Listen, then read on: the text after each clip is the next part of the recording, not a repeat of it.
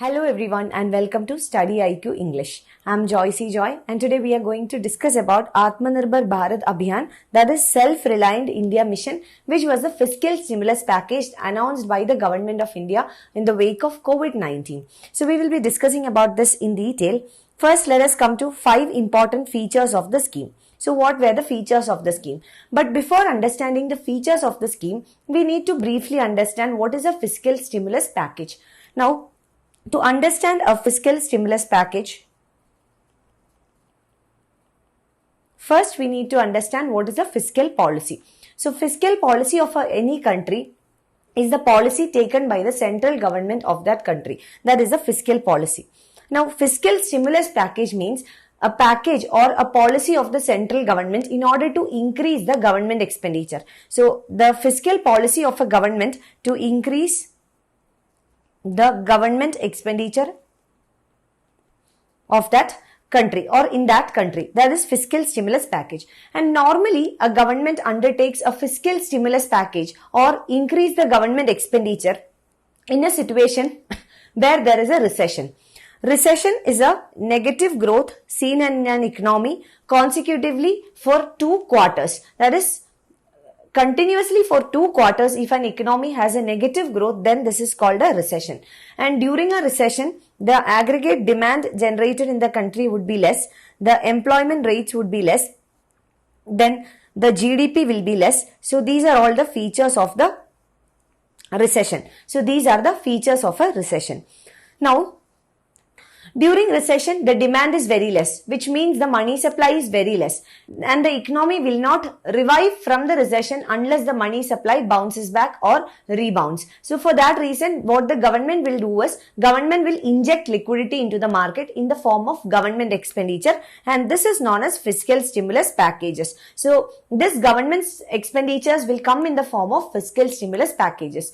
Now, let us connect this with the situation of COVID. During COVID-19, the aggregate demand in the economy went down. Why did the aggregate demand in the economy went down? The reason being that there was huge unemployment, the production and output in the economy was very less, and economy had shown negative growth consecutively for more than 2 quarters. So economy went through a recession. And because of the recession, the economy was not able to revive from it or come back to normalcy. So in that situation, the government announced this fiscal stimulus package, which is called as the Atmanirbar Bharat Abhiyan. Now coming to 5 important features of the scheme.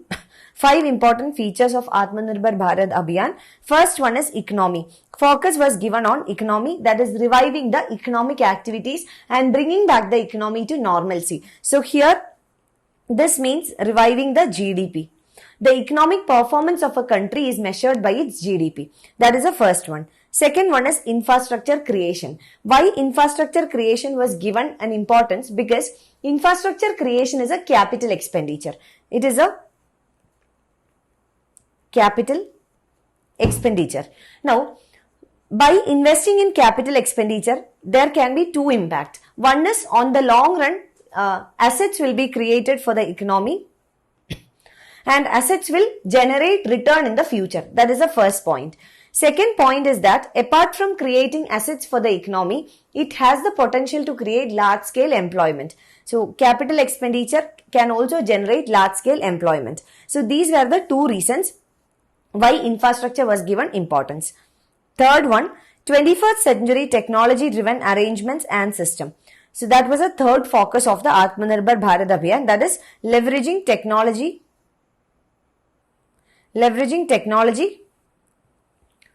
in order to get the maximum benefit. Fourth one is demand, that is reviving the demand. Only if demand is revived, this can generate output in the economy, and India is a demand driven economy. Fifth is a vibrant demography, that is population. The demographic dividend of the country needs to be utilized by providing human development capacities like skill, health, education, nutrition, etc. The 20 lakh crore worth package is almost 10% of the GDP of the country. Now we are coming to the features of the Atmanirbar Bharat Abhiyan. It was a 20 lakh crore worth package. The corpus of Atmanirbar Bharat Abhiyan was 20 lakh crore, which is 10% of India's GDP. India's GDP is around 200 lakh crore and 10% of it was dedicated, almost 10% for the fiscal stimulus package. The package emphasizes on land, labor, liquidity and laws. These are the 4 L's of the package: land, labor, liquidity and law. The package includes measures across many sectors like MSME, cottage industry, middle class, migrants and industry. So this package, Atmanirbar Bharat Abhiyan package, includes measures across many sectors. So it covers measures across many sectors like the MSME sector, which is considered as the backbone of Indian economy, cottage industries, then middle class, then migrants, then industry. All these sectors, which means that it covers a broad area. A broad area is covered. Several reforms are announced to make India a self-reliant economy and mitigate negative effects in the future. So, several reforms are announced as a part of Atmanirbhar Bharat Abhiyan. When we undertook the budget classes as well as the economic survey classes, we have seen that many reforms and many schemes were announced by the government as a part of the Atmanirbhar Bharat Abhiyan. So, several reforms are announced to make India a self-reliant economy. That is, self-reliance in everything without depending on the other countries and to mitigate the negative effects in the future. So these were the features of Atmanirbhar Bharat Abhiyan. Next is, there were 4 tranches in which this scheme was announced. The scheme was not announced in just one go. It was announced in 4 tranches or in 4 phases. Let's see what are the 4 phases. In the first phase, the focus areas or the stakeholders that were given importance were the employee or the taxpayer, the MSME sector, NBFC, discoms and real estate. These were the 5 areas which was given focus in the first tranche.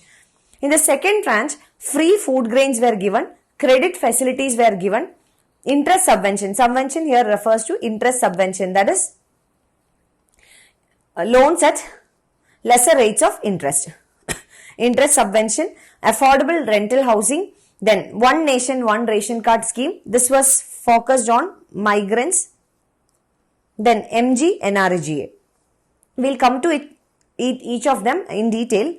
Now, in the fourth tranche, interstate trade, contract farming, deregulating the procedure, then agricultural infrastructure. These were given importance. The fourth tranche, defense, minerals, space, aviation, power and atomic energy. These were the focus areas. Now coming back to the first tranche. First one, employee or the taxpayer. So this refers to more of formalization of Indian economy because the informal workers were the most affected during the pandemic. So that is informalization. Then coming to MSME sector, MSME is considered as the backbone of Indian economy because of the employment generation and also the GDP contribution of this sector. So it is considered as the backbone of Indian economy. Third is NBFC sector, which is also known as the shadow banking. NBFC sector plays a very important role in Indian economy to reach out to the unbanked population to increase the financial inclusion. So the shadow banking system, which helps in increasing the financial inclusion. Next is discoms, which refers to the state distribution companies, and then real estate in order to increase the aggregate demand. Next is free food grains. Apart from the ongoing National Food Security Act, Pradhan Mantri Garib Kalyan Ann Yojana, was announced, which will provide free food grains to all the NFSA beneficiaries. 5 kg of wheat or rice free of cost for everyone. All the beneficiaries covered under the National Food Security Act. Credit facilities in order to increase the money supply in the economy and in order to also increase the investment in the economy. Next is interest subvention to make loans more attractive and thereby increase the investment in the economy. Affordable rental housing to provide affordable housing. One nation, one ration card, very important. It is aimed at migrants and the purpose is that any beneficiary can get or avail the benefits of public distribution system from anywhere in the country. The migrants were worst affected during the COVID-19. They did not even had access to basic food or basic necessities like food, and this one nation one ration card scheme will help the migrants to overcome this issue. Next is MGNREGA, Mahatma Gandhi National Rural Employment Guarantee Act, which will help in reviving the rural demand. More jobs were created under MGNREGA. This will help in reviving the rural demand. Next is tranche 3, to promote interstate trade. That is, when the economy was opened up gradually, interstate trade to be promoted to make available the commodities. That is to enhance the supply. This is from the supply side. Next is contract farming. Contract farming to help the farmers get best prices or the better price realization for their produce. Contract farming in order to ensure prices for their produce and also to bring agriculture into the formal sector.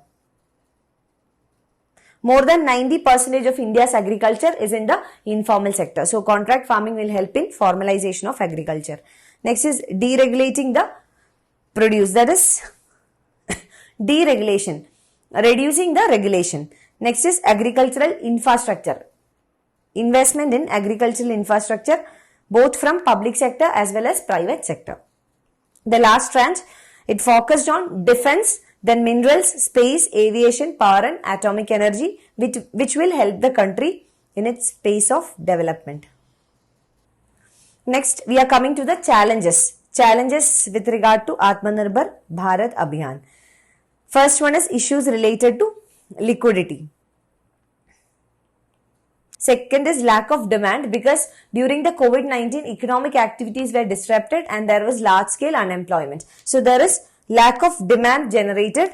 That is another issue. Lack of backward and forward linkages. Backward and forward linkages refers to the linkages between agricultural sector and the other two sectors, services sector and the industrial sector. How the agricultural sector is dependent on the other two industries or other two sectors, and how the other two sectors are dependent on the agricultural sector. That is forward and backward linkages.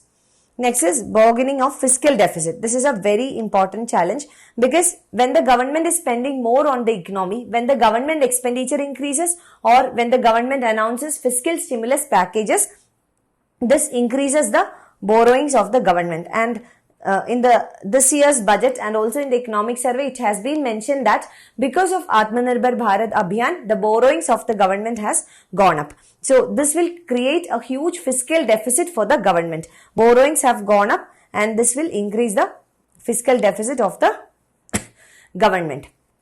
That is the next problem. Next is difficulty in mobilizing the finances. The sources from which the finances can be mobilized. Difficulty in financing the resources or the expenditure. So these are the challenges faced by the government, and the policies face these challenges for its proper implementation. So that's it with regard to Atmanirbhar Bharat Abhiyan. We'll meet again with the next video. Thank you so much for watching. I wish you all the very best.